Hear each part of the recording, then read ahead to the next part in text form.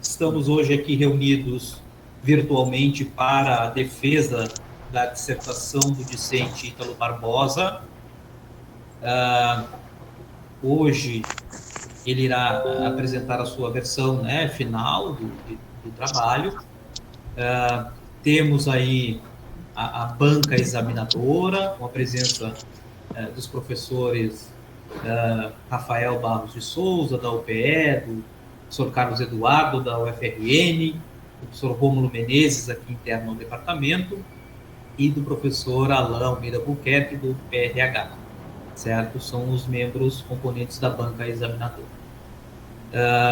Também destacar aqui, em especial, a presença do orientador do trabalho, o professor Jorge Bessoni, do departamento de antibióticos, e também a querida presença aí do nosso professor Antonino, coordenador do projeto PRH, da ANP, Programa de Formação de Recursos Humanos, do qual Ítalo está vinculado, pois sua bolsa de mestrado deriva deste programa, certo? Então, agradecer a todos aí pela disponibilidade e pela presença, assim como também aos membros do grupo de pesquisa, né, que estão prestigiando aí o Ítalo. Bom, dito isso, a gente pode, então, dar início à sessão, certo, Ítalo? Você terá um tempo aí de 40 minutos para fazer a sua apresentação e, posterior à apresentação, nós teremos a arguição aí pelos membros da banca examinadora, certo? Ok? Muito bem. Então a bola está contigo aí. Pode iniciar a apresentação. Vou apresentar aqui.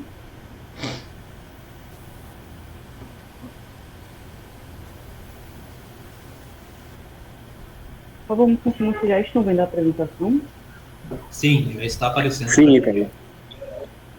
Obrigada. Então, dando início, bom dia a todos. Me chamo Ítalo Abreu, sou aluno de mestrado do PROTEM e irei apresentar a dissertação que tem como título Produção de bioetanol com resíduos de alimentos, avaliação de hidrólise ácida, enzimática e fermentação com diferentes leveduras. O trabalho vem sendo orientado pelo professor Dr. Emanuel Dutra e foi orientado pelo professor Dr. Jorge Sommer.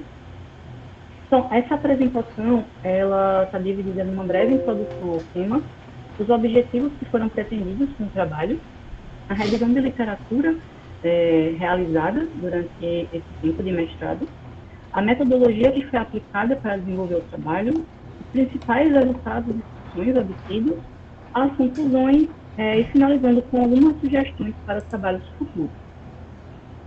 Bom, então, de início, a gente observa que a matriz energética mundial é muito dependente ainda de combustíveis fósseis, compondo aí a mais de 80% de combustíveis derivados de componentes fósseis. E a matriz energética brasileira, ela ainda tem uma composição aí de combustíveis fósseis, mas 50% dela, mais ou menos, é de fontes renováveis. E o que observamos na sociedade, tanto na sociedade em geral, não só científica, é um avanço e uma busca por uma transição energética, ou seja, e substituindo essa matriz energética fóssil, por uma matriz energética mais limpa, principalmente através de fontes renováveis, como solar e eólica, e também por fontes de biomassa, né, que vem aí crescendo bastante. Bom, outro problema que a gente observa, não só com relação aos combustíveis fósseis, é a geração de resíduos sólidos urbanos, são denominados aí de RSU. Resíduos esses que são gerados pelos municípios e que causam aí diferentes problemas ambientais e sociais, como a gente pode observar na imagem, né? Que foi uma foto do lixão a céu aberto de Camaragibe, aqui em Pernambuco, mas que já foi fechado. Então, a gente observa que há uma quantidade volume muito grande de resíduos, observa aí animais, pessoas em contato com esse resíduo e também muito perto de residências, isso traz aí problemas sanitários.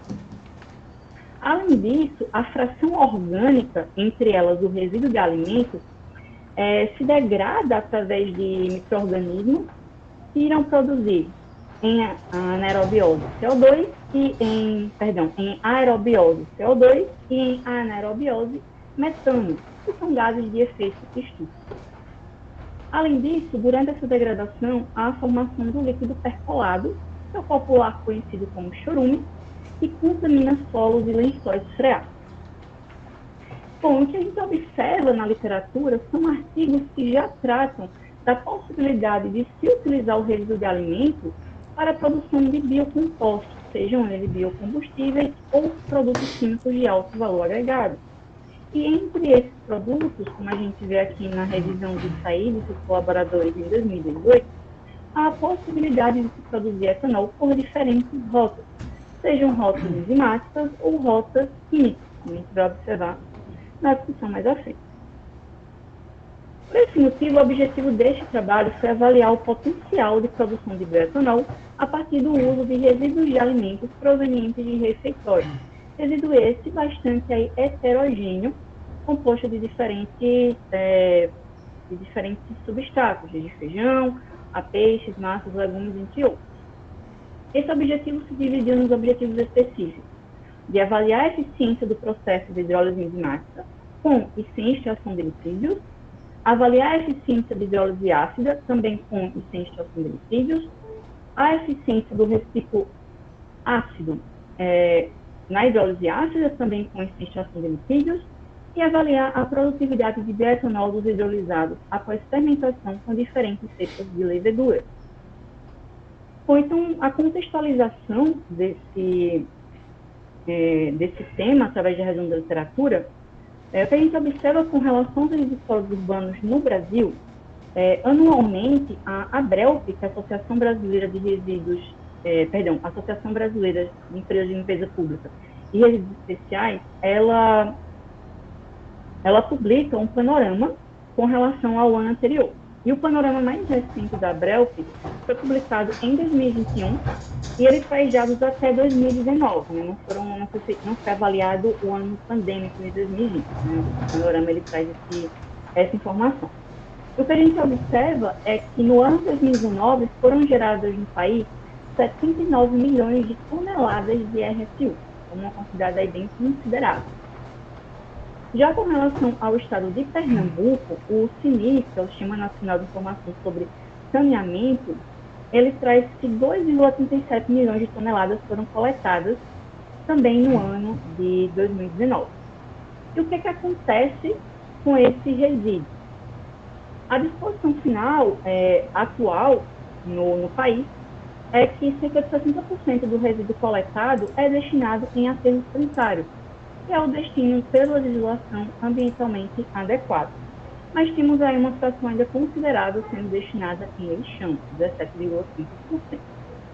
Mas qual o problema desse resíduo ser destinado nesses locais? A gente observa pela composição gravimétrica de RSU no Brasil, que 45% dele é fração orgânica. Já em Pernambuco, 57% é de material orgânico. E entre esses materiais orgânicos, uma fração é considerável, que pode chegar até 40%, é de resíduo de alimentos. E a Organização das Nações Unidas estima que no mundo são perdidos ou gerados mais de 1 bilhão de toneladas anualmente de resíduos de alimentos. Então, a gente observa que é um número aí bem preocupante, um volume muito grande de resíduos de alimentos sendo gerados. E essa perda e esse desperdício, ela acontece durante toda a cadeia, desde a produção até o consumidor final. Hoje, esses colaboradores fizeram aí um apanhado dos processos e os classificaram entre evitáveis, possivelmente evitáveis e inevitáveis. E o que a gente observa é que a maioria dos processos, eles se enquadram em possivelmente evitáveis ou inevitáveis. O que está de acordo com uma estimativa do relatório Water Waste do Banco Mundial, que indica que a gente vai ter um aumento da população mundial e, com isso, um aumento na geração de resíduos. E como a gente tem processos que são possivelmente evitáveis e inevitáveis, mesmo com uma conscientização melhor e uma redução do resíduo de alimento, a gente ainda vai ter esse material sendo gerado. Bom, e quais os impactos das principais gestões desse material? Como eu ia falar anteriormente, com relação a depositá-lo no meio ambiente, temos emissões de gases de efeito estufa e também emissões de NOx, que são causadores de chuva ácida, e o líquido percolado. Com relação ao aterro sanitário, que é a deposição ambientalmente adequada, ele tem uma área extensa, uma área muito grande que ele ocupa, uma vida útil muito curta, de 15 a 20 anos. Então, após essa vida útil, uma nova área, possivelmente até maior do que a anterior, tem que ser alocada para depositar esses resíduos. Ainda há emissões consideráveis, né? O estudo de Gomes e seus colaboradores em 2015, que fizeram uma avaliação do ciclo de vida em aterros sanitários e identificaram pontos muito negativos em relação a esses locais. E a matéria orgânica tende a erodir o solo. Então, não temos aí um ponto favorável do aterro sanitário. Uma outra maneira de gerir o RSU é por sua incineração, que é bastante utilizada na água. Contudo, também há bastantes emissões de gases de efeito estufa. Há emissões de dioxinas nesse sistema, principalmente pela presença de materiais plásticos, e há um baixo poder calorífico do RSU por conta da matéria orgânica, já que tem uma umidade muito elevada. Bom, então o que a gente pode fazer como formas de gestão, né, do resíduo de alimentos? Hoje, os colaboradores de 2020 trazem também uma escala dessa gestão. Primeiramente, a gente tem que reduzir as emissões, a geração do resíduo. Só como a gente viu anteriormente, essa redução ela não tem um zero, pelo menos não nas previsões. Então, a gente passa para o reutilizar, ou seja, usar o material sem passar por outros processos, e principalmente a alimentação animal e a extensão do inseto. O volume que sobra no processo de reutilização, a gente parte para a reciclagem, e entre outras formas temos a produção de energia. Há diversas revisões de literatura a respeito do processo de aproveitamento energético do resíduo alimentar, de reciclagem, mas eu trago aqui essa imagem do Charles e seus colaboradores em 2021, que demonstram o potencial do resíduo alimentício dentro da chamada bioeconomia circular. Ou seja, ter um resíduo que ele vai ser reaproveitado, trazendo novos produtos de interesse da sociedade. Então, por diferentes rotas de valoração, de valorização, a gente pode ter compostos bioativos, que são aí de interesse, principalmente da indústria farmacêutica, produção de bioplástico e também de biocombustíveis, como o bioetanol, que é o interesse desta pesquisa. Bom, o bioetanol, ele é um dos mais importantes biocombustíveis da atualidade. Já tem o seu uso bem disseminado, seja como blend na gasolina, melhorando aí a sua octanagem, ou também como substituto em carros que utilizam, né, em automóveis que utilizam esse combustível. Já temos uma produção com cana-de-açúcar e milho, principalmente, né, o chamado etanol de primeira geração, uma produção já eficiente, já madura. Temos também o chamado bioetanol de segunda geração, com materiais lignocelulósicos, e já estamos alcançando essa maturidade, já temos indústrias plantadas no Brasil, né, com palha de cana, bagaço, o chamado bioetanol de terceira geração, que está em fase de pesquisa com a microalgas, e o bioetanol de quarta geração, que é aquele através de modificação genética. Bom, o resíduo de alimentos não tem ainda um consenso de qual geração ele pertence. Ele é um resíduo basicamente amiláceo, então ele tem uma característica parecida com o milho, mas ele tem um processo semelhante ao bioetanol de segunda geração e também não tem a maturidade tecnológica dos de primeira geração. Bom, por esse motivo, trago aí o fluxograma de produção de bioetanol de segunda geração, onde temos um processo de pré-tratamento, seguido de hidrólise dos polissacarídeos, atingindo aí os carboidratos substituíveis, chegamos ao processo de fermentação, com micro-organismos e, após isso, a destilação, obtendo o etanol e vinagre. Então, destrinchando essas etapas, o pré-tratamento para a matriz lignocelulósica visa a desestruturar essa matriz, que é bastante recalcitrante, ou seja, degradar a bilirrubina, solubilizar em celulose e transformar a celulose em um sólido mais amorfo, estando aí mais acessível para enzimas hidrolíticas. Contudo, o resíduo de alimentos, como eu falei anteriormente, tem uma composição mais similar. Então, os tratamentos, eles são geralmente processos físicos que visam só tornar o amido mais solúvel. A extração de lipídio, ele pode absorver enzimas, atrapalhando os processos hidrolíticos. Processos hidrotérmicos também visando a melhora da solubilização do amido, ou então não são feitos pré-tratamento. E processos hidrotérmicos também porque há uma concentração mesmo que baixa de celulose, então pode aumentar aí a eficiência do processo infeccioso. Bom, falando um pouco da hidrólise, o carboidrato principal, como eu falado, é o amido. E o amido, ele é composto de dois biopolímeros, a amilose e a amilopectina, que são formados por ligações glicossídicas, ligações de moléculas de glicose. Com relação à hidrólise enzimática, as principais enzimas que atuam na quebra dessas ligações são a alfa-amilase e a amiloperoxidase, mas temos também os processos de consolidated bioprocessing, onde enzimas elas são produzidas diretamente no substrato, e também processos de hidrólise ácida, onde ácidos diluídos ou concentrados são utilizados como catalisadores na quebra dessas ligações glicossídicas. Bom, obtendo-se então a glicose, que é o monossacarídeo principal, ela será utilizada pelos micro-organismos no processo de fermentação etanólica, obtendo-se etanol, como excesso celular, energia, CO2 e água.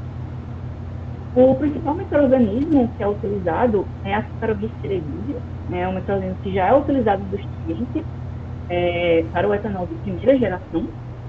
Contudo, é um micro-organismo que ele não tem altos índices de tolerância a meios estressores, meios com concentrações elevadas de etanol, por exemplo, meios com elevadas concentrações de inibidores, como fural e HMS. Por esse motivo, é interessante estudar outros micro-organismos. E a literatura, ela já traz, por exemplo, a Dequera bruxelensis e a Mirosima caríbica como leveduras que são tolerantes a altos teores de HMS e fulcral. Bom, então, a metodologia empregada. O resíduo de alimento, ele foi coletado na empresa Lógica Ambiental, que atua na SE Curado, no município de Jaboatão do Guararapes. Ele passou por uma prévia trituração e foi seco em estufa durante uma semana. Após a secagem do material, ele foi triturado novamente em um liquid, então uma granulometria de 50 mesh.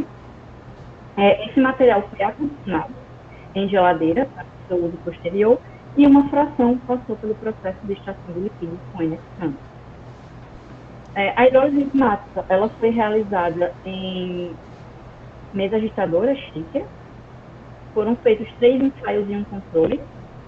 Todos os ensaios de controle em duplicata foram utilizados em celulares, amilase, cereal-amilase e amiloperoxidase, e um mix entre essas enzimas.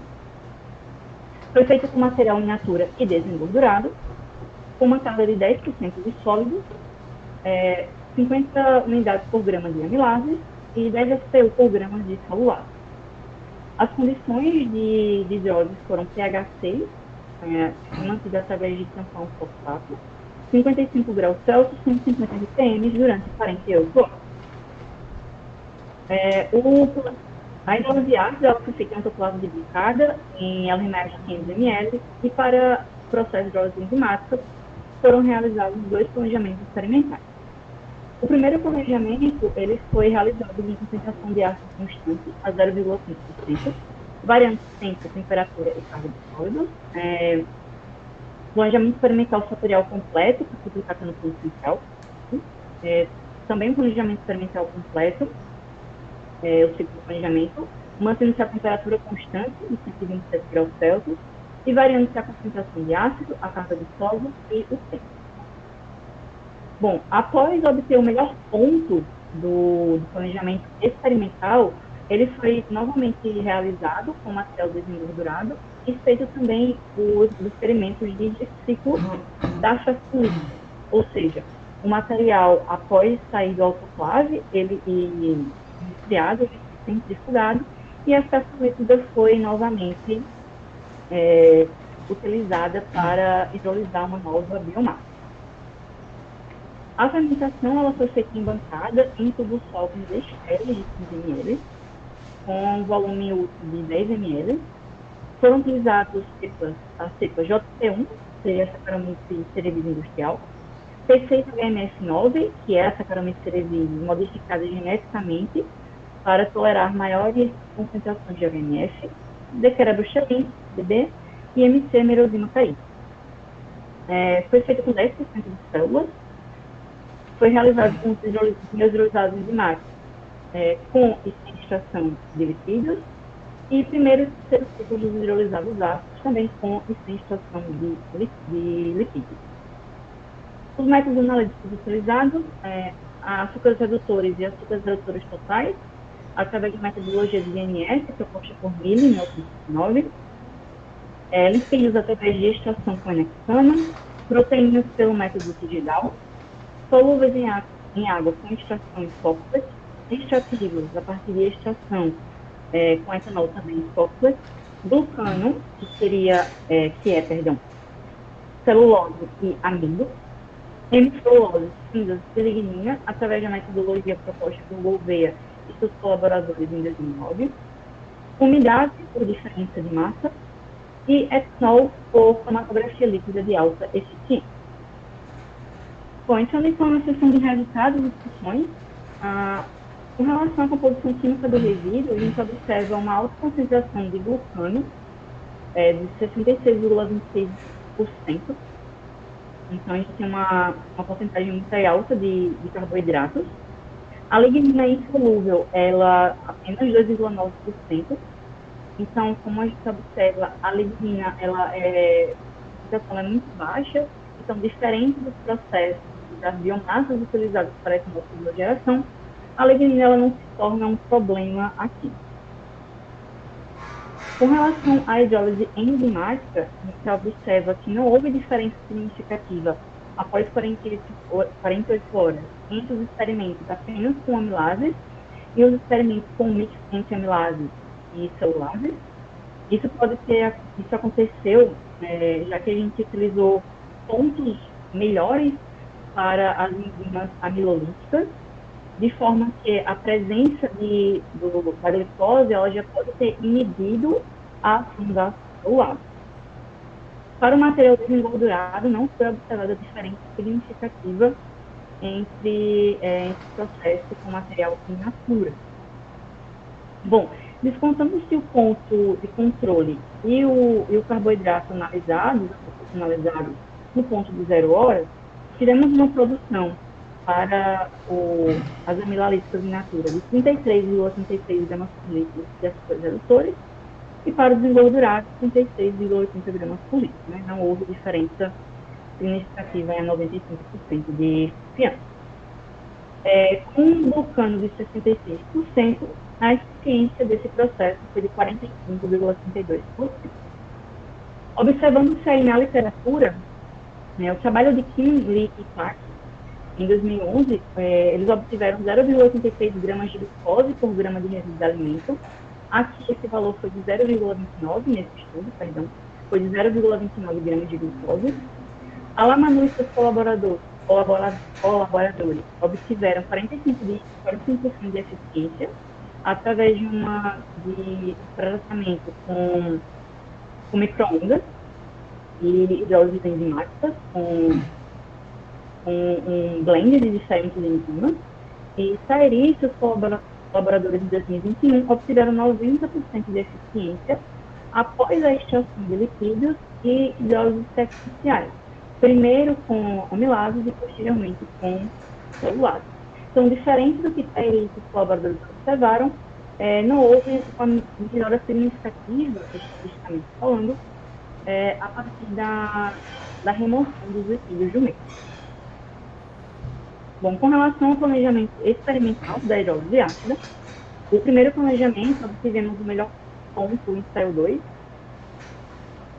com um tempo de 1 hora, temperatura de 127 graus Celsius e a carga de sólidos de 15%. A gente observa aqui pelo gráfico de Pareto que para a variável AR, os pontos significativos foram temperatura, tempo e a relação entre temperatura e tempo.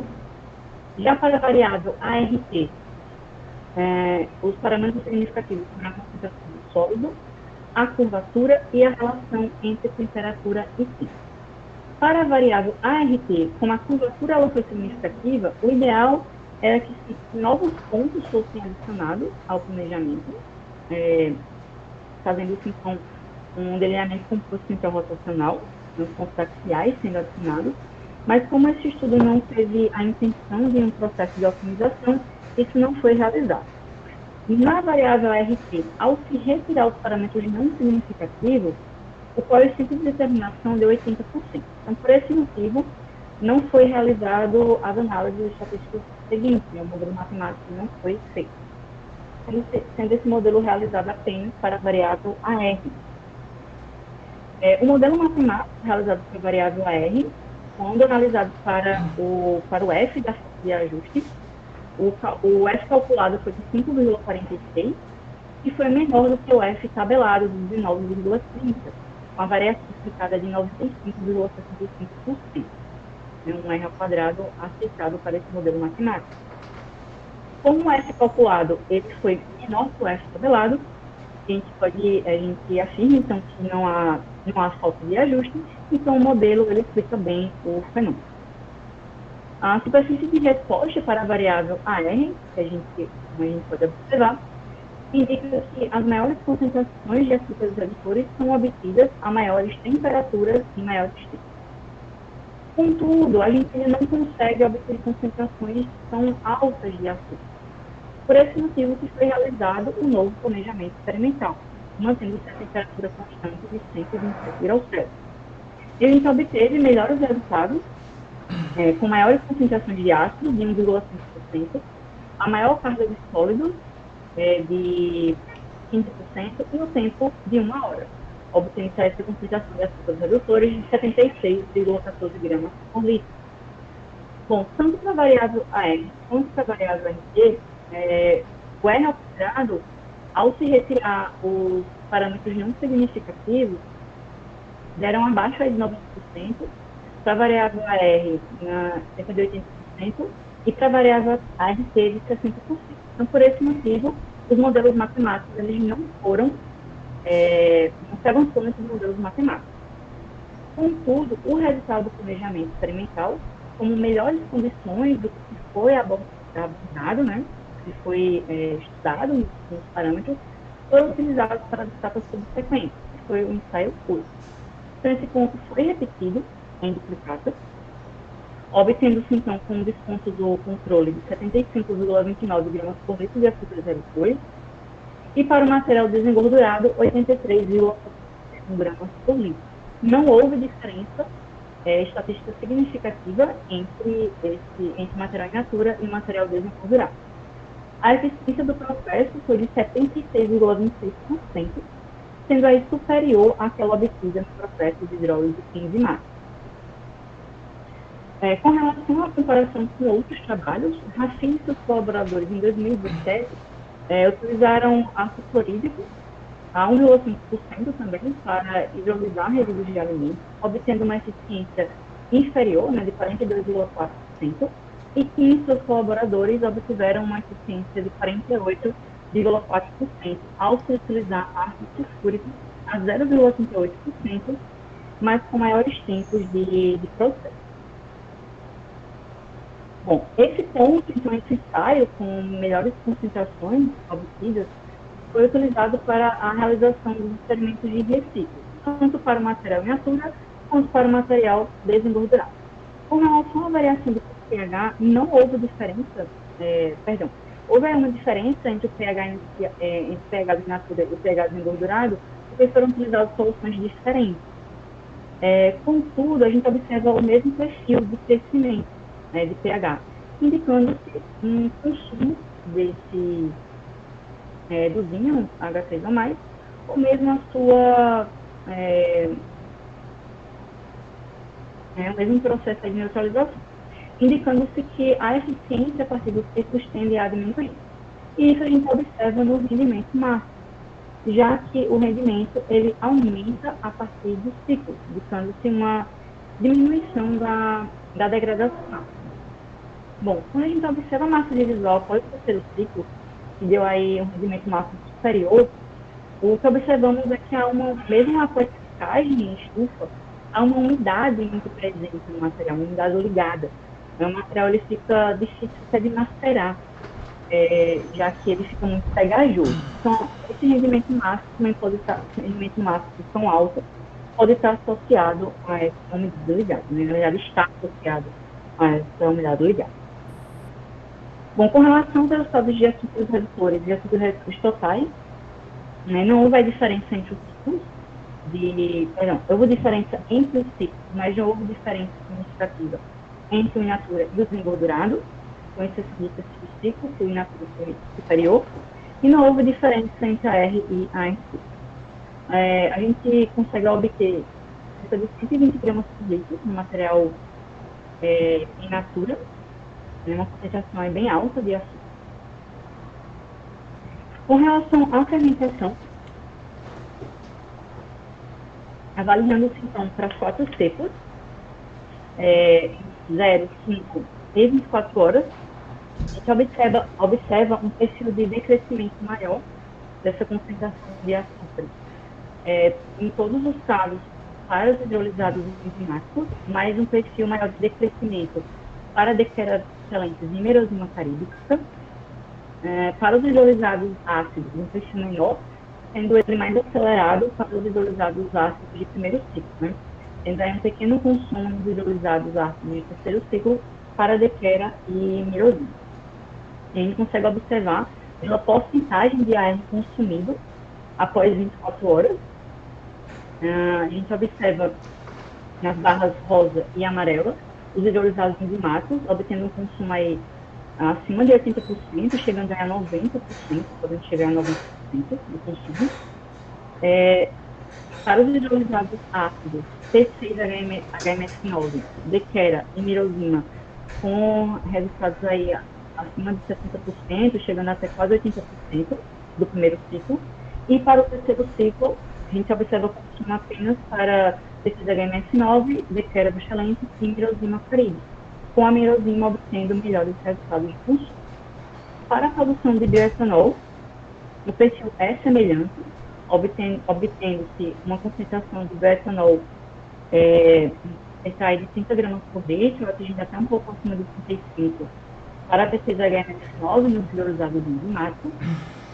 E para os hidrolisados ácidos de terceiro ciclo, os meios mais estressantes, né, tem aí a possibilidade de ter maior concentrações de inibidores, a gente observa que a T6-HMS9 teve uma pequena produção, mas que os melhores resultados foram com dequera do excelente e mirosima caribe, indicando que essas leveduras têm maior potencial para esses meios. Com relação a outros estudos, para os hidrolisados enzimáticos, muitos dos colaboradores obtiveram 29 gramas por litro de etanol, e 5 dos colaboradores, em 2020, obtiveram 40 gramas por litro de etanol, próximo aí do que nesse estudo. Já para os hidrolisados enzimáticos, a filha dos colaboradores obtiveram 10,92 gramas por litro de etanol, com sacaramide cerevisium, certo? Os hidrolisados enzimáticos também foram com sacaramide cerevisium, e 15 dos colaboradores obtiveram 25 gramas por litro de bioetanol, mais utilizando a levedura e oriente.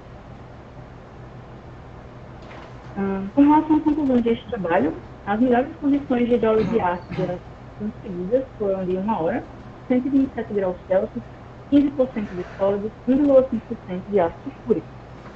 A hidrólise possui maior eficiência que a hidrólise enzimática, e o versículo ácido, ele aumentou a concentração de açúcar no meio, contudo, prejudicou a fermentabilidade. As leveduras, elas fermentam melhor os hidrolisados enzimáticos, né, mais rápido. Uma vez falado, a fermentabilidade é prejudicada dos vasos terceiro ciclo, e a decarboxilante e a merosina carídica estão mais aptos a esses meios estressantes, devendo ser melhor analisar.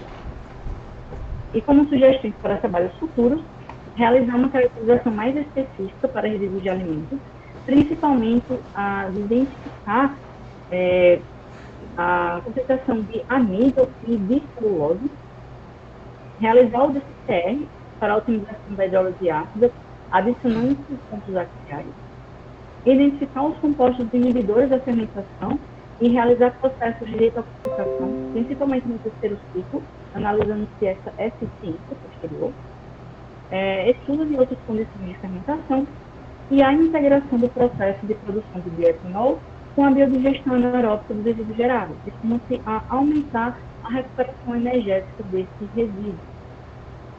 Bom, aqui as referências utilizadas para a construção dessa apresentação. Finalizo aqui, agradeço a atenção de todos, a banca, aos orientadores e aos presentes e ao apoio de todos os envolvidos, seja financeiramente ou estruturalmente. Muito obrigada. Fico à disposição. Muito bem, Ítalo. Parabéns pela sua apresentação, muito clara e dentro do tempo, certo? Bom, finalizada essa etapa de apresentação, nós iremos iniciar, então,